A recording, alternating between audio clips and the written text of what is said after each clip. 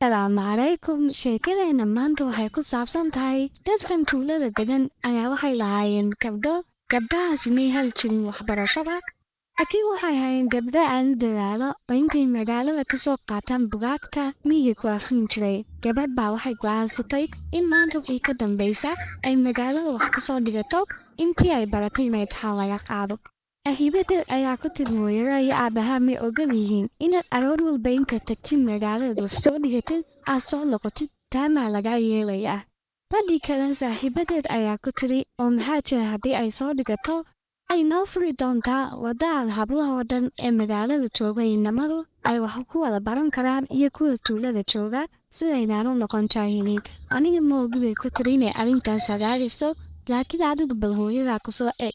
Haddii ay ku yeesho tusaale wanaagsan baad noo noqonaysaa, annagoo dhanna waan tegi doonaa. Hay bay ku tiri, laakiin waxaa rabaa inaan isdiyaariyo sida imtixaan laygaga qaado, marka dambena hooyo ayaan la tashanaya.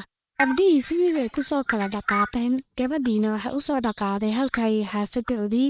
Markii dambena waxay soo gashay gurigoodii, waxayna aragtay hooyadeed iyo aabaheed oo wada sheekaysanaya oo isaag fadhiya. Markii dambe ay la hadasho waxay ku tiri hooyo waxaa rabaa wixii maanta ka dambaysa inaanan waxbarashada guriga ku dhigan ee aan ka soo dhigta magaalada ee maxaa aad ka qabtiin. Wax walboo dadaalana aniga igu daaya, mar walbana imtixaanka waxaan ku geli doonaa magaalada. Waxbarashaduna magaaladay taalaa. Hooyadeed baa ku tiri si fiican ayaad u fikiraysaa, aroor walbana waa ku sii kaxayn hadday sidaa noqoto. Laakiin waxaa loo baahan yahay inaad dadaalkaaga dadka magaalada aad tustid oo wax fiican aad keentid, darajo fiicanna aad keentid marka imtixaanka lagaa qaado. Waxay intii hoose dhexe oo dhan dugsiga kuma dhigan ee xaafadda ayaad ku dhiganaysay. Arrimadana waa inaad ka yaabisid oo tustid inaad adigu wax isbartay ee macallin wax ku baray ayna jirin. Gabadhii waxay ka hashay hooyadeed siday u dhiirigelisay iyo siday ula talisay. Deedna arrintii muu diidin ay magaalada wax ka soo baranaysay. Gabdhihii bay ku soo noqotay, arrintiina uu sheegtay. Waxay ku tiri hooyo way ogolaatay inaan magaalada wax ka soo dhigto, waxaanan gelayaa beritoole, maamulahan u tegayaa oo imtixaan baa laga qaadayaa. Badhii saaxiibadeed baa ku tiri haddii aad ku soo baastid imtixaanka ay ku ogolaadaan galaaska ku fadhiisiyaan, aniguna sidaasaan kaa daba samaynayaa oo waan kaa daba imanayaa. Markaas baana wax ku wada baranaynaa. Aroortii marka layna soo fasaxana waan isa soo raacaynaa tuuladeenan quruxda badan lan dib ugu soo wada noqonaynaa. Inta waxbarashada ka dhammaynayna sidaasaan isku daba soconaynaa, kolle magaaladan tegaynaa, kolle tuulada ayaan ku soo noqonaynaa. Gabdhihii markii dambe way kala tegeen, sidii bayna ku tasteen. Gabadhii habeenkii oo dhammaa ay seexan, wax fiicanna waa ay diyaarisay oo cashar fara badan oo laga doonayay inay imtixaanka ku gasho ayay si fiican u sii diyaarisay. Aroortii dambe markay gaadhay, hooyadeed iyo aabaheed magaaladii bay u soo kaxeeyeen. Macallinkiina waa la tusay oo ninkii askarigii bay ku yidhaahdeen noo tilmaan qofka maamulaha u ah iskuulka siduu gabadha imtixaanka looga qaado. Ninkii waa uu tilmaamay, sidii bayna ku soo galeen dugsigii sare. Soo socda dhexda ayaa ardaydiina waxay ahayd xilligaynu saacaynayeen.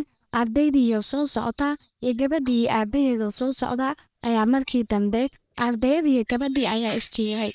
Iskuulkay gabadhan timidayna waxay iskuulkii taajiriinta. Markaasay ku tiri gabadh taajiradii maamaan arkayn hortaada, annagoo socda ayaaba ma jiiraysaa.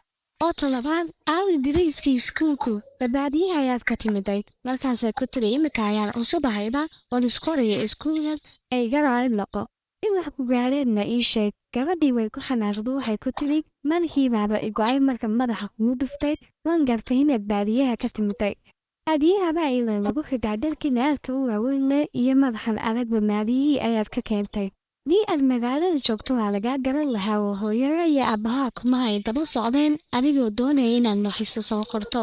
Gabadhii kalena iyaduna waxay u bilowday inay gabadhii ku beeldayso inuu hooyadeedii aabaheedna ay agtaaga yihiin. Kolna waxay ka sheekeynayeen dharkayga, kolna siday u socoto.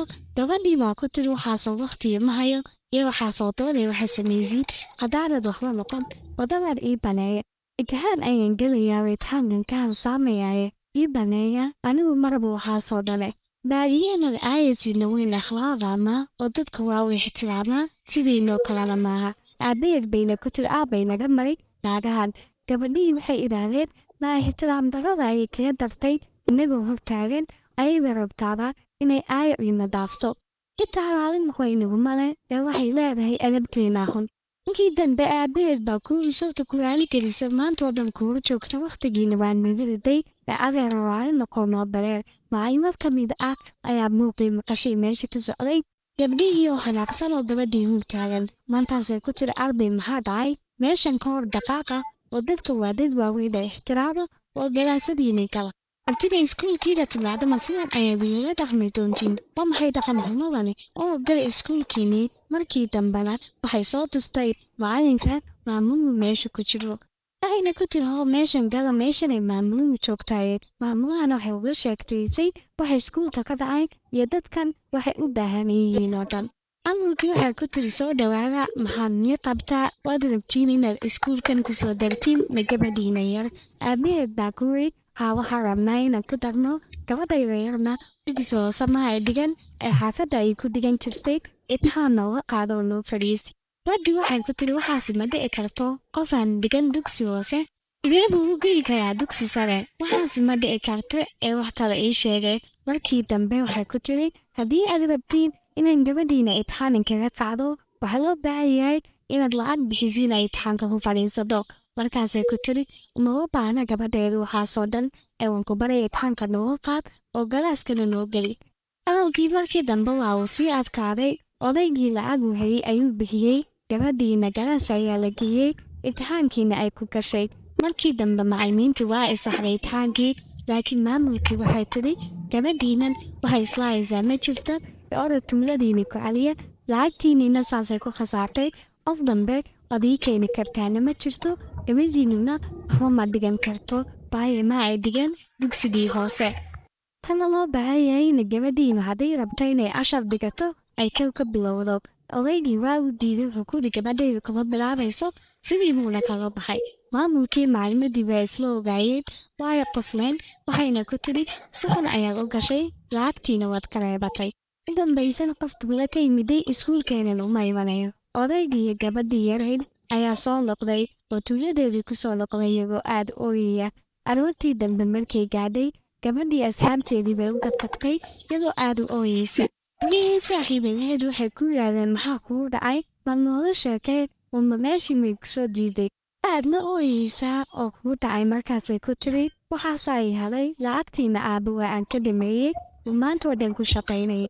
Asna waxay iga daran waxaasoo intaasoo sano aan ku dadaalay waa lay diiday. Gabdhihii waa la ooyeen. Markii dambe hablo boqor ah oo dusha maraya walaala ayaa waxay arkeen gabdhahan oo ooyaya wayna soo dul istaageen iyagoo faraxsan oo qoslaya. Gabdhuhu markii hore oo dhamma ay arkeen markii dambe mid la hadashay ka mid ah hablihii boqoradii waxay ku tiri maxaa idinku dhacay waad la ooyeysiin. Gabdhihii waa ay naxeen.